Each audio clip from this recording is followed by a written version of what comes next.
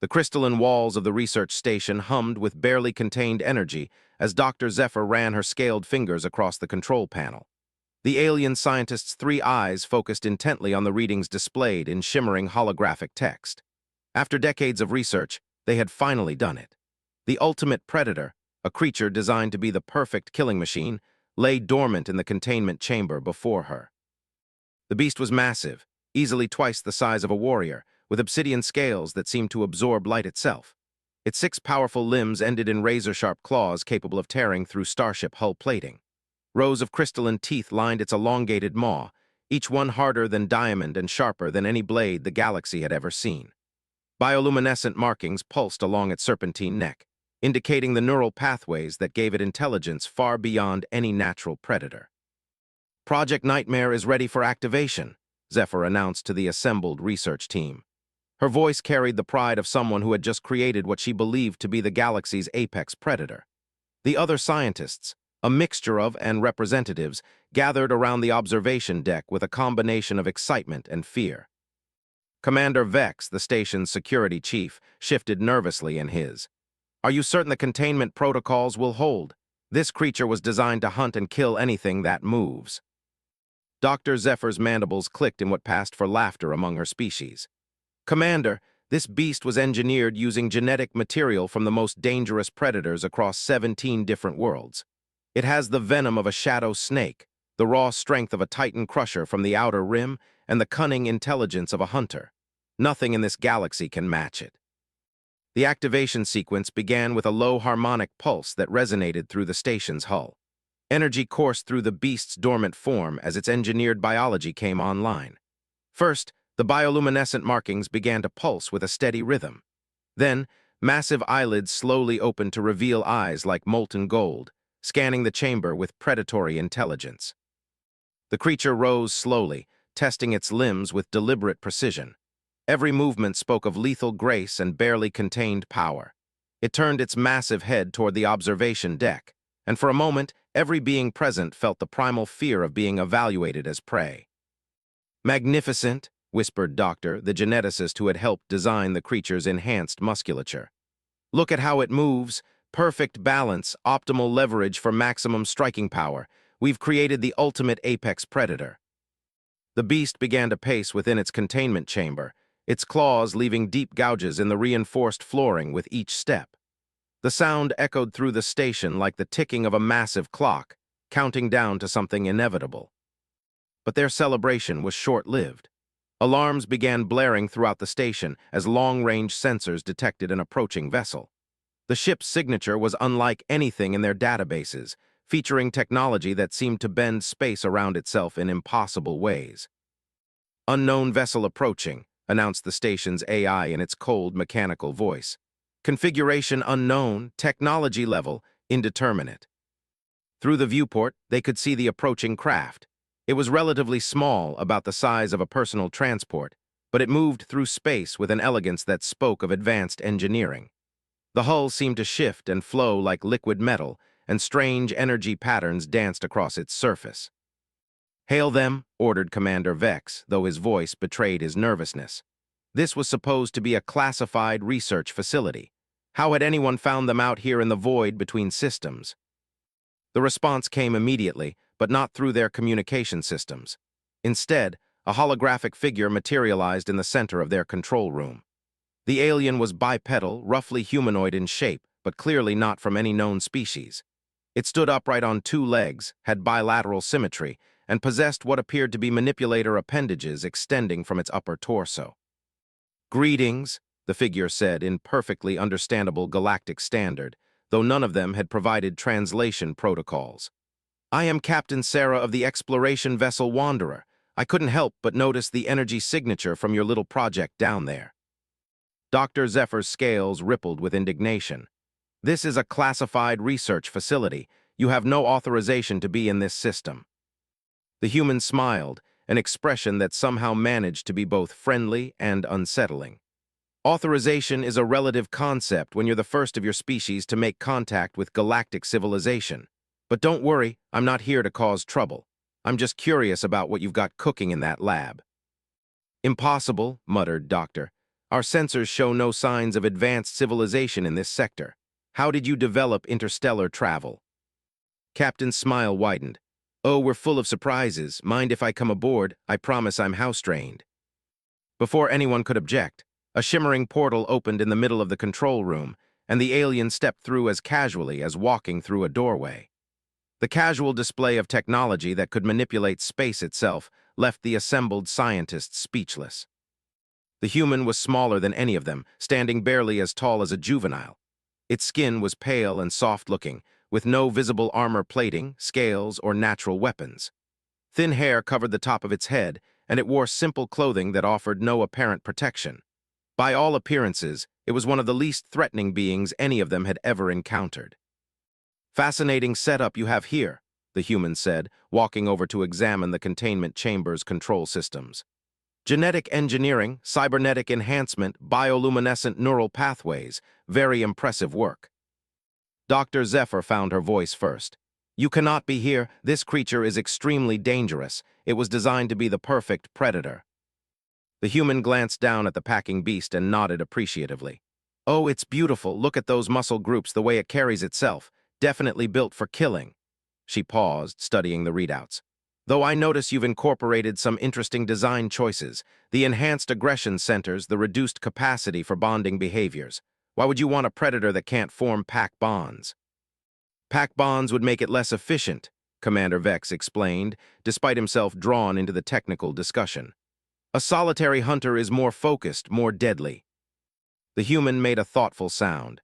Interesting theory. We've found the opposite to be true in our experience. The most effective predators on our world are actually highly social creatures. They hunt in coordinated groups, share information, protect each other. She looked back at the beast. This poor thing must be terribly lonely. Lonely? Dr. Zephyr's mandibles clicked in confusion. It's a weapon, not a pet. Everything needs companionship, the human said softly, even predators. She reached into a small pouch at her side and pulled out what appeared to be some kind of processed food substance. Mind if I try something? Before anyone could stop her, Captain had accessed the containment chamber's entry portal. Alarms immediately began screaming throughout the station as security protocols engaged. Stop, shouted Commander Vex. That creature will tear you apart. But the human had already stepped into the chamber. The massive predator immediately whirled to face her, its golden eyes locking onto this new potential prey. The beast's bioluminescent markings flared bright with aggressive intent, and it began to stalk forward with deadly purpose.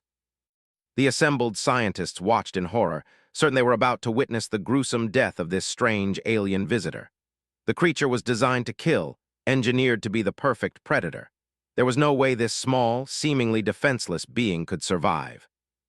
The beast drew closer, its massive form dwarfing the human. Its claws extended, venom began to drip from its crystalline teeth, and its muscles coiled for a devastating strike. This was it, the moment they would see their creation fulfill its purpose. But then something unexpected happened. The human held out her hand, palm up, offering the small food item she had retrieved from her pouch. Hey there, big guy, she said softly, her voice carrying no fear despite facing death incarnate. You look hungry, want a treat. The predator stopped mid-stride, its head tilting in confusion. In all its engineered instincts, in all the programming that told it to hunt and kill, there was no protocol for this. No prey had ever offered it something before. No creature had ever shown it kindness. For a moment that stretched into eternity, predator and human stared at each other across the vast gulf of their engineered differences. The beast's enhanced intelligence, designed to make it a more efficient killer, now worked against its programming as it tried to process this unprecedented situation. Then slowly, almost hesitantly, the massive creature lowered its head and gently took the offered treat from the human's hand. The scientists in the observation deck stood in stunned silence, watching their perfect killing machine accept food from the palm of what should have been its victim. Everything they thought they knew about predator behavior, about their creation's programming, was being challenged by this simple act of kindness. Impossible, whispered Dr. Zephyr. The aggression enhancement should make it attack anything that moves. Captain looked up at the observation deck through the transparent aluminum barrier. Aggression and violence aren't the same thing, she said, still standing safely next to the galaxy's supposed ultimate predator. This beautiful creature isn't evil, it's just scared and alone. You designed it to be a perfect killer, but you forgot to give it a reason to live. The beast had finished the treat, and was now studying the human with what could only be described as curiosity. Its bioluminescent markings had shifted from the bright red of aggression to a softer blue-green that none of the scientists had ever seen before. "What is your species called?" Dr. Zephyr asked, her scientific mind racing to understand what she was witnessing. "Humans," Captain replied, reaching up to gently stroke the massive creature's snout. To everyone's amazement, the beast leaned into her touch like a massive, scaled cat. "And we've learned something over our evolutionary history that you might find useful." "What's that?" Commander Vex asked, his security training warring with his amazement at what he was seeing. The human smiled again, that same expression that was both friendly and somehow deeply unsettling to the assembled aliens. Even the apex predators need someone to care about them. As if to prove her point, the massive engineered killer settled down on the chamber floor, curling its serpentine body around the tiny human in a protective circle. Its golden eyes never left her face, and its bioluminescent markings pulsed with that same soft blue-green glow. The perfect weapon had just become perfectly tame, and none of them understood how a simple act of kindness had accomplished what their most advanced restraint systems could not. But as they watched the human gently scratching behind what appeared to be sensitive spots near the creature's audio receptors, one thing became abundantly clear. They had been thinking about this all wrong from the very beginning. The research team spent the next several hours in heated debate, while Captain remained in the containment chamber with their supposedly ultimate predator. The massive beast, which they had designated as Project Nightmare, had not moved from its protective position around the human. Instead, it seemed to be sleeping peacefully, occasionally opening one golden eye to check on its new companion. "This is completely unprecedented," Dr. Zephyr muttered, reviewing the biometric data streaming from the chamber. "Its stress hormones have dropped to nearly zero. The aggression enhancement neural pathways are showing minimal activity. It's as if the creature has been completely." Doctor leaned over the readings, his multiple arms adjusting various sensors. "Look at these neurotransmitter levels. The dopamine production has increased by 300%. The creature is experiencing something analogous to what we would call happiness." Commander Vex paced back and forth, his servos whining with each step. "This doesn't make tactical sense. We spent 3 years and billions of credits developing the perfect weapon, and this human has turned it into an oversized pet in a matter of minutes." Through the observation window, they could see Captain sitting cross-legged next to the massive creature's head, gently running her fingers along its scales while speaking in soft, soothing tones. The beast's bioluminescent markings continued to pulse in that soft blue-green pattern they had never seen before. "Captain," Dr. Zephyr activated the intercom. "Can you explain to us exactly what you've done to our creature?" The human looked up with that unsettling smile. "I haven't done anything to it. I've just treated it like a living being instead of a weapon. You designed this creature to be intelligent, but intelligence comes with consciousness, and consciousness comes with emotional needs." "Emotional needs," Doctor's translator struggled with the concept.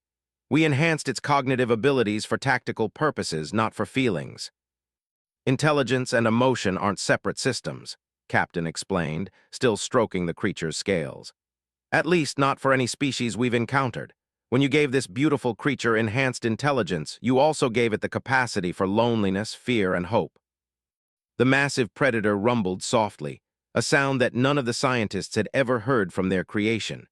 It was almost like a purr, if a purr could come from something the size of a small spacecraft.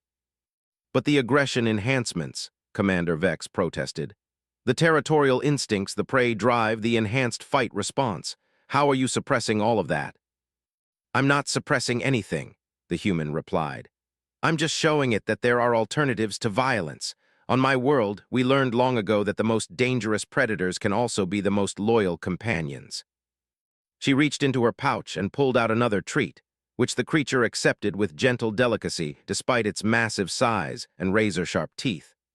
The contrast was remarkable, watching something designed to be death incarnate carefully taking a small morsel of food without causing the slightest harm to the fragile being offering it. Dr. Zephyr found herself leaning forward, her scientific curiosity overriding her concerns about project security. Your world has creatures similar to this. Not exactly, Captain admitted. But we have wolves, big cats, bears, and various other predators that we've learned to live alongside. Some of them we've even domesticated into companions. There's something about the relationship between predator and pack that creates loyalty stronger than any programming. Domestication? The concept was foreign to most galactic species. The idea of turning a dangerous predator into a companion seemed not just impossible, but insane. It's a long process, the human explained. Thousands of generations of selective breeding and behavioral modification. But it starts with simple things like this, offering food, providing comfort, showing that cooperation is more rewarding than conflict. As if responding to her words, the massive creature lifted its head and gently nuzzled against Captain's shoulder. The gesture was so tender, so utterly at odds with everything they had designed the creature to be, that several of the scientists stepped back from their observation posts. "This is a trick," Commander Vex declared. "Your species must have some form of psychic control, mind manipulation technology." Captain laughed, a sound that somehow made even the laugh pleasant despite the circumstances. "No mind control, no tricks, just patience and understanding, though I'll admit, we do have one advantage."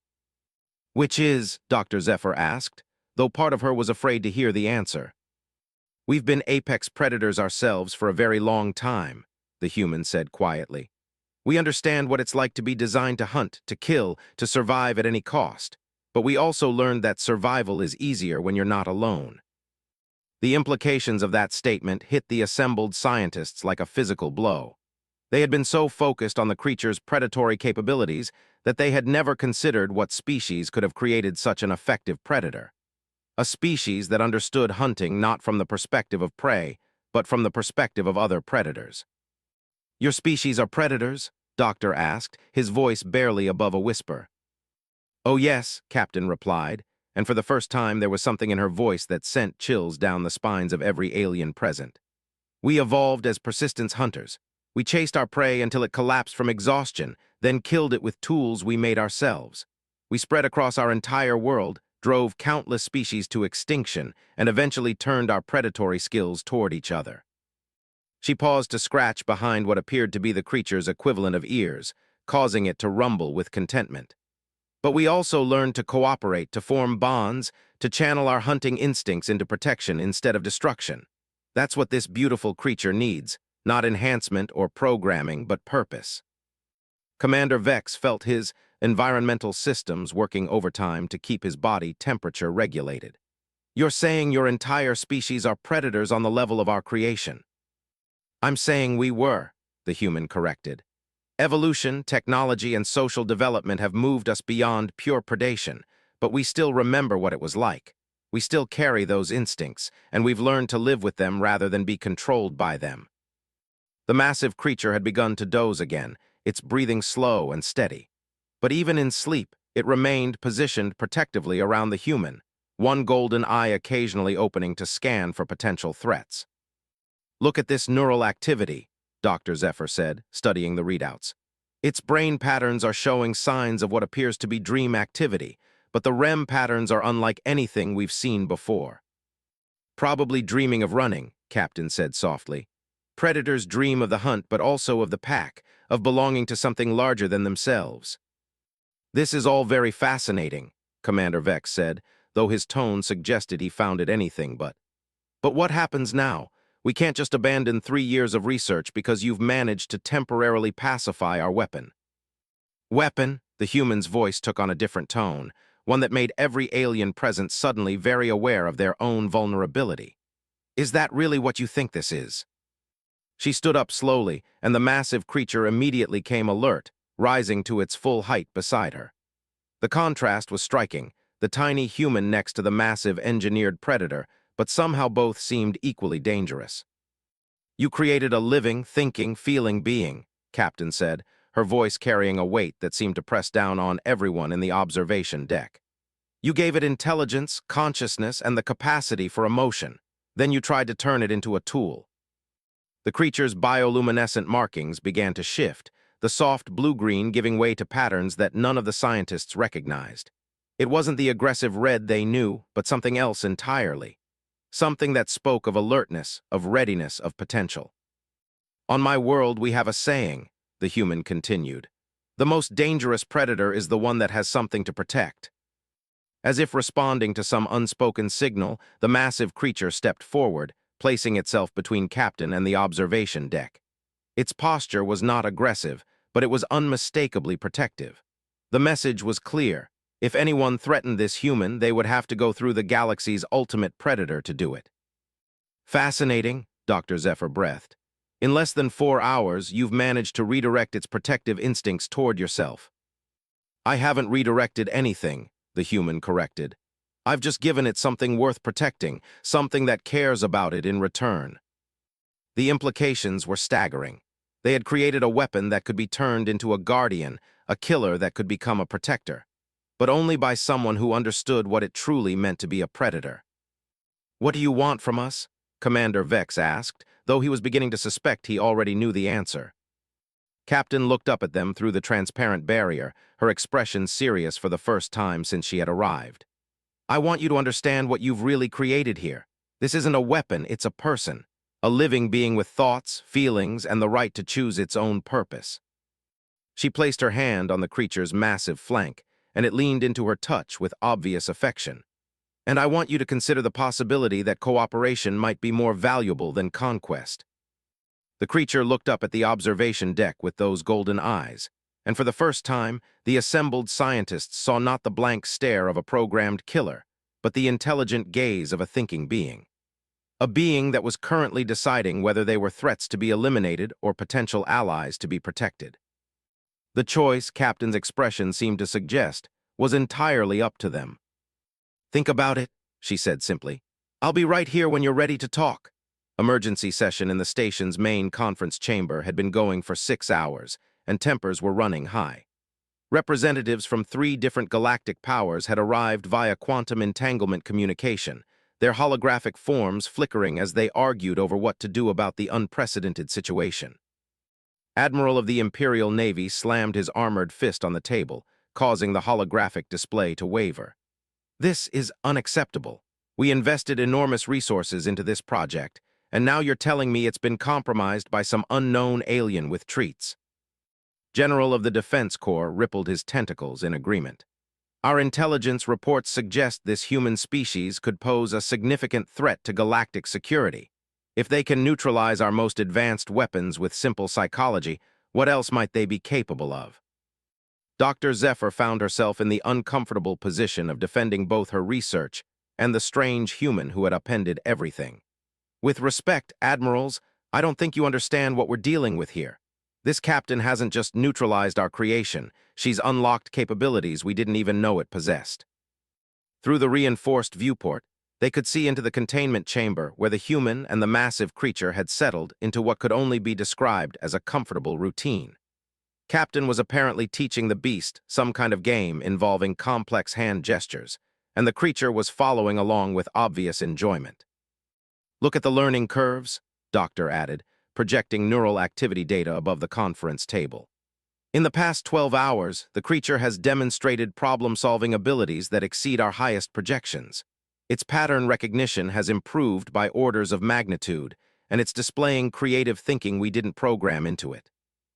Commander Vex leaned forward, studying the data. Are you saying the human has somehow enhanced our weapon?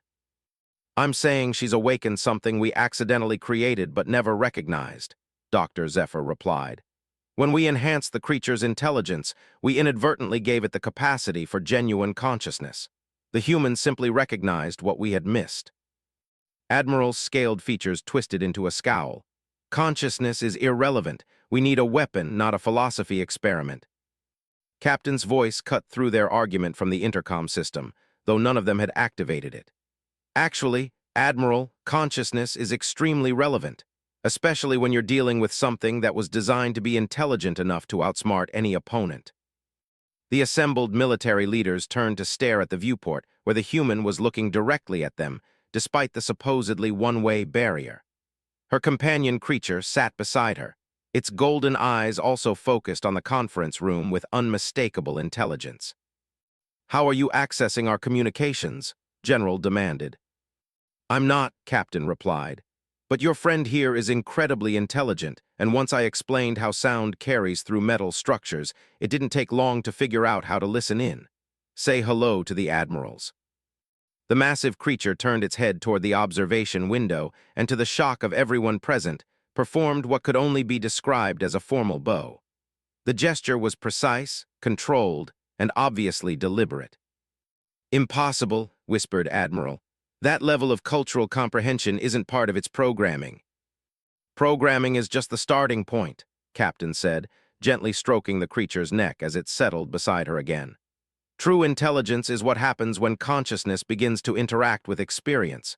You gave this beautiful being the tools to think, and then locked it in a box and told it to be angry." Dr. Zephyr found herself asking the question that had been bothering her since this all began. "Captain, what exactly is your species' relationship with predators? You've demonstrated capabilities that suggest extensive experience with creatures like ours." The human was quiet for a long moment, her hand resting on the massive creature's flank.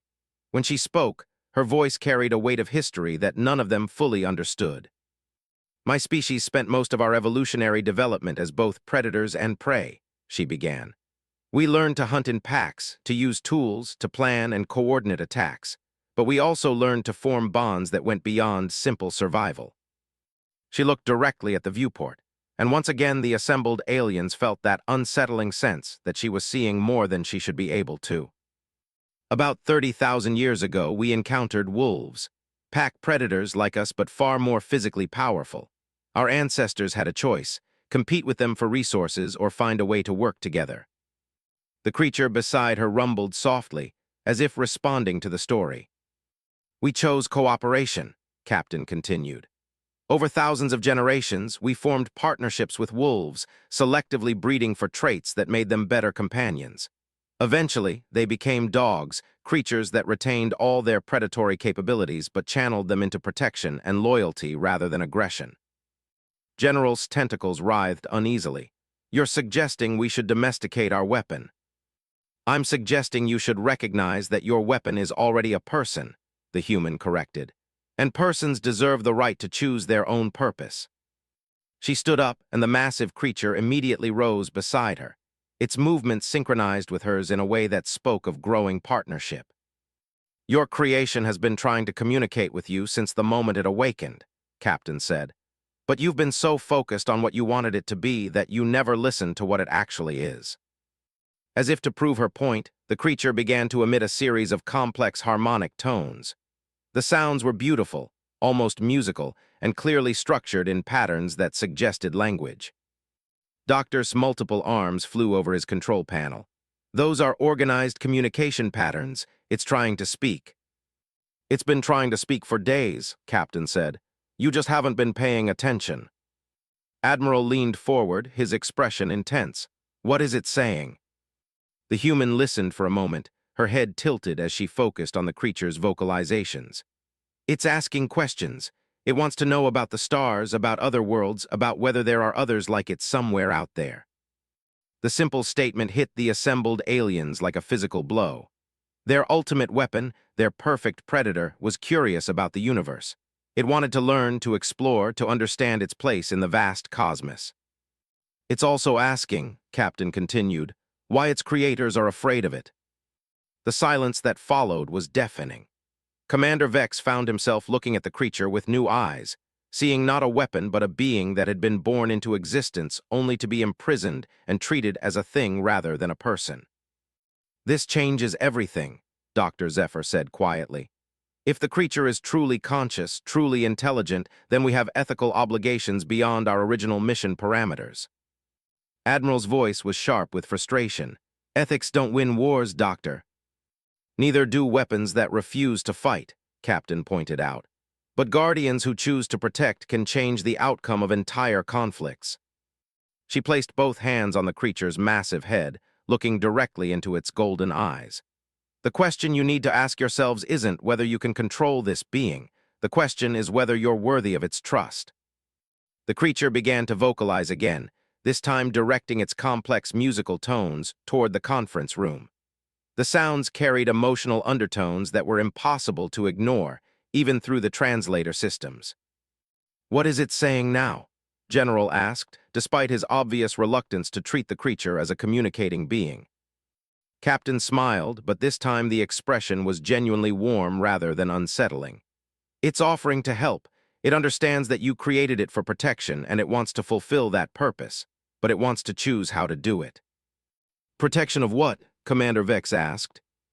The creature's vocalizations became more complex, incorporating harmonics that seemed to resonate through the station's hull itself.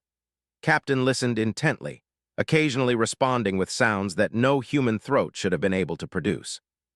"It says it wants to protect those who cannot protect themselves," she translated. "It doesn't want to be a weapon of conquest, but it's willing to be a guardian for those who need one." Dr. Zephyr felt something shift in her understanding of what they had created. "It wants to be a protector, not a destroyer." "Most intelligent beings do," Captain said simply. "Given the choice between creating and destroying, most choose to create. Your friend here wants to build relationships, explore the galaxy, maybe even find others like itself." Admiral stood up abruptly, his servos whining with the sudden movement. "This is unacceptable. We need weapons, not philosophers." The massive creature's vocalizations suddenly stopped, and its bioluminescent markings shifted to a pattern none of them had seen before. It was neither the red of aggression nor the blue-green of contentment, but something else entirely. Something that spoke of sadness and disappointment. "You're hurting its feelings," Captain said, her voice carrying a warning that made every alien present suddenly aware of their precarious position. "It understands more than you think, including the implications of what you just said." The creature began to move, but not toward the admirals or in any threatening manner. Instead, it curled up in the corner of the chamber, its massive form somehow managing to look small and defeated. "It thought you might accept it as more than just a weapon," the human explained. "It hoped that once you understood it was truly alive, you might treat it with respect." The sight of the galaxy's ultimate predator looking dejected and hurt was more unsettling than any display of aggression could have been. Here was a being capable of destroying starships, reduced to misery by simple rejection. Dr. Zephyr found herself moving toward the chamber entrance. "I need to speak with it directly." "Doctor," Commander Vex called out, "the safety protocols." "The only dangerous thing in this room is ignorance," Dr. Zephyr replied, activating the entry sequence. "We created a person and then we treated them like a thing. It's time to correct that mistake." As the chamber door opened, the massive creature lifted its head hopefully. When it saw Dr. Zephyr approaching, its markings shifted to a cautious yellow-green, neither hostile nor fully trusting. Captain stepped aside to allow the scientist to approach. "Speak slowly and clearly," she advised. "It's still learning your language patterns, but it understands more than it can express yet." Dr. Zephyr looked up at the creature's golden eyes, seeing intelligence and hope and a desperate desire for acceptance. For the first time since the project began, she spoke to it not as a creation, but as a being. "I am Zephyr," she said simply. "What would you like to be called?" The creature considered this for a long moment, then began a complex vocalization that was unlike anything it had produced before. The sounds were clearly deliberate, carefully chosen, and unmistakably meant as a name. Captain smiled broadly. "It says its name is Harmony, because it wants to bring together the different parts of the galaxy in peaceful cooperation." The massive predator, the ultimate weapon, the perfect killing machine, had just chosen a name that meant peace. As the implications of that choice settled over the assembled scientists and military leaders, one thing became absolutely clear. Everything they thought they knew about predators, about weapons, and about the nature of intelligence itself was about to change. The galaxy's first meeting with humanity had just redefined what it meant to be both civilized and powerful. And in the depths of space, other human ships were already detecting the energy signatures from this first contact, preparing to introduce themselves to a galaxy that was only just beginning to understand what they were dealing with.